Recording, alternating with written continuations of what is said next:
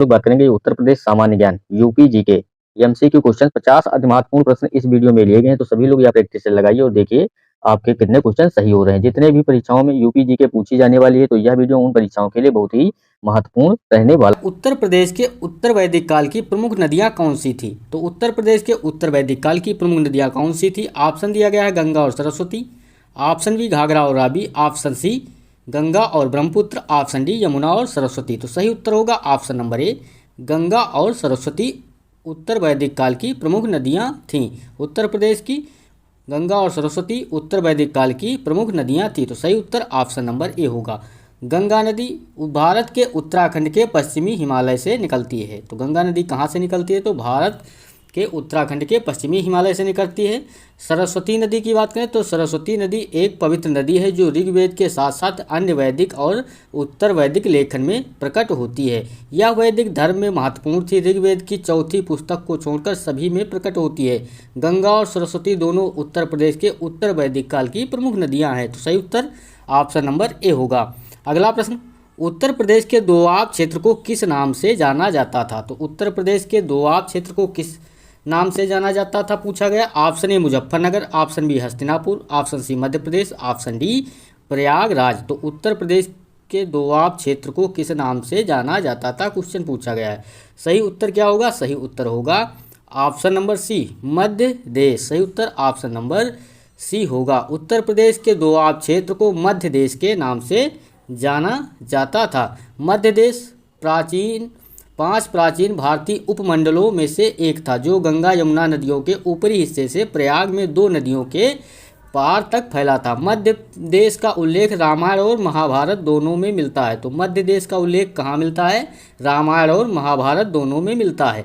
कुरु, पंचाल और कोआला सहित कई महाजनपद साथ ही कुषाण और गुप्त साम्राज्य इस क्षेत्र में उठे और गिरे। दोआब दो संगम नदियों के बीच स्थित भूमि है। तो दोआब अगर किसे कहते हैं? दोआब जो होती है उसे दो संगम नदियों के बीच स्थित भूमि को दोआब कहते हैं। सही उत्तर इसका ऑप्शन नंबर सी होगा। अगला प्रश्न पूछा गया है, कुरु साम्राज्य का विस्तार से दिल्ली और थानेश्वर तक था। तो कुरु साम्राज्य का विस्तार कहाँ से दिल्ली और थानेश्वर तक हुआ? तो आपसे पूछा गया है। ऑप्शन दिया गया है Meerut, option B Allahabad, option C Bareilly, option D Pratapgarh. तो सही उत्तर होगा इसमें option number A Meerut.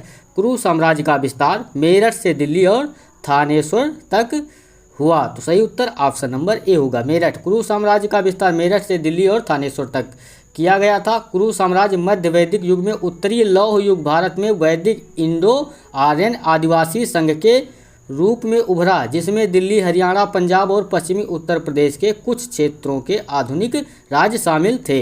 Pandav और कौरव दोनों ही कुरु राज्य के अंग थे। उत्तर प्रदेश के मेरठ जिले के एक शहर हस्तिनापुर को कुरु साम्राज्य की राजधानी के रूप में वर्णित किया गया है। आपको याद रखना है इसका सही उत्तर ऑप्शन नंबर ए मेरठ होगा।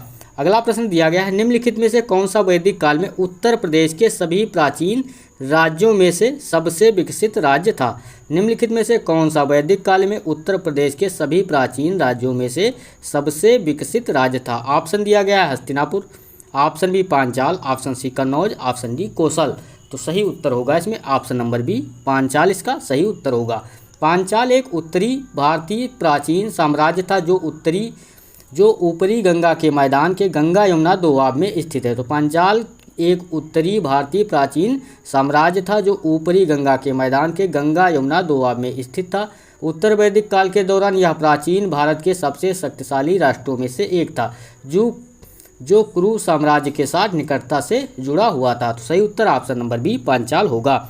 अगला प्रश्न पूछा गया है, महाभारत की कहानी क्या दिया गया है? महाभारत की कहानी उत्तर प्रदेश के किस राजवंश से संबंधित है? तो महाभारत की कहानी उत्तर प्रदेश के किस राजवंश से संबंधित है? ऑप्शन ए कुरु राजवंश, ऑप्शन बी मामलुक राजवंश, ऑप्शन सी लोधी राजवंश, ऑप्शन डी खिलजी राजवंश। तो सही उत्तर इसका क्या होगा? सही उत्तर होगा ऑप्शन नंबर ए कुरु राजवंश। महाभारत की कहानी उत्तर प्रदेश के कुरु राजवंश से संबंधित है। सही उत्तर ऑप्शन नंबर ए होगा। कुरु साम्राज्य मध्य वैदिक युग में उत्तरी लौह युग भारत में वैदिक इंडो आर्यन आदिवासी संघ के रूप में उभरा। इसमें दिल्ली, हरियाणा, पंजाब, पश्चिमी उत्तर प्रदेश के कुछ क्षेत्रों के आधुनिक राज शामिल हैं। पांडव और कौरव दोनों ही कुरु राज के अंग थे। पहले भी बताया था, पांडव और कौरव दोनों कुरु राज के अंग थे। सही उत्तर ऑप्शन नंबर ए होगा, कुरु राजवंश। और जो लोग वीडियो को लाइक नहीं किए तो लाइक कर ले, और चैनल को सब्सक्राइब नहीं किया तो सब्सक्राइब कर ले, बेल आइकन भी क्लिक कर ले, जिससे आने वाले वीडियो आपको आसानी से मिलते रहें। क्वेश्चन पूछा गया है, कुरु की राजधानी क्या थी? कुरु की राजधानी क्या थी? Option A Pataliputra, option B Madurai, option C Hastinapur, option D Raigarh. तो सही उत्तर इसमें क्या होगा? सही उत्तर होगा ऑप्शन नंबर सी, हस्तिनापुर इसका सही उत्तर होगा। हस्तिनापुर कुरु साम्राज्य की राजधानी थी। यह वर्तमान में उत्तर प्रदेश के मेरठ जिले में स्थित है। तो कुरु हस्तिनापुर कहाँ स्थित है? तो यह वर्तमान में उत्तर प्रदेश के मेरठ जिले में स्थित है। हस्तिनापुर गंगा नदी के दाहिने किनारे पर स्थित है। सही उत्तर ऑप्शन नंबर सी होगा। अगला प्रश्न दिया गया है, भारद्वाज, वाल्मीकि, वशिष्ठ आदि महान संतों की भूमि निम्नलिखित में से कौन से दो क्षेत्र थे? तो भारद्वाज, वाल्मीकि, वशिष्ठ आदि महान संतों की भूमि निम्नलिखित में से कौन से दो क्षेत्र थे? ऑप्शन ए कोसल और मल्ल, ऑप्शन बी मत्स्य और चेदी, ऑप्शन सी कुरु और पंचाल, ऑप्शन डी मगध और काशी।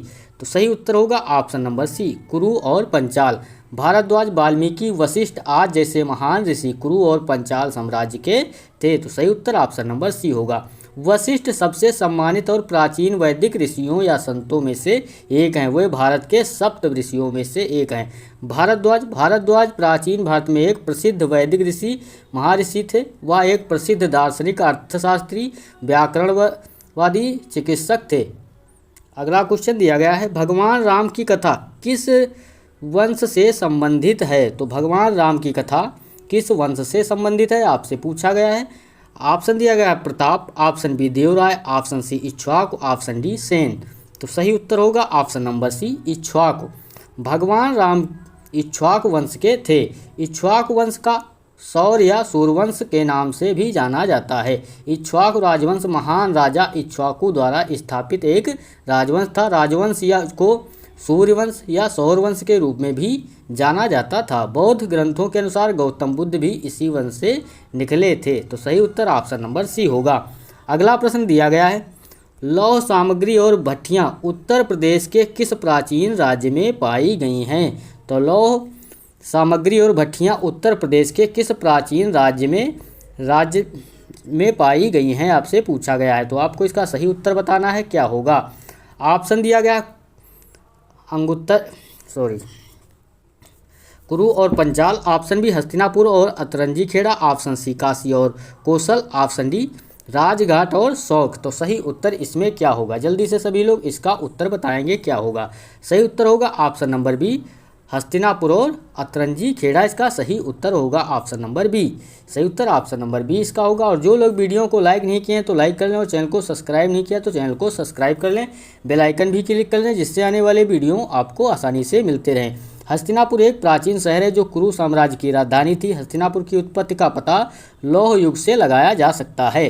हस्तिनापुर से धातु, वायु, नलिका, भट्टियां या क्रूसिबल जैसी वस्तुओं की खुदाई की गई थी। अतरंजी खेड़ा उत्तर प्रदेश के एटा जिले में स्थित है। यह कुषाण काल से संबंधित है। तो सही उत्तर ऑप्शन नंबर बी होगा।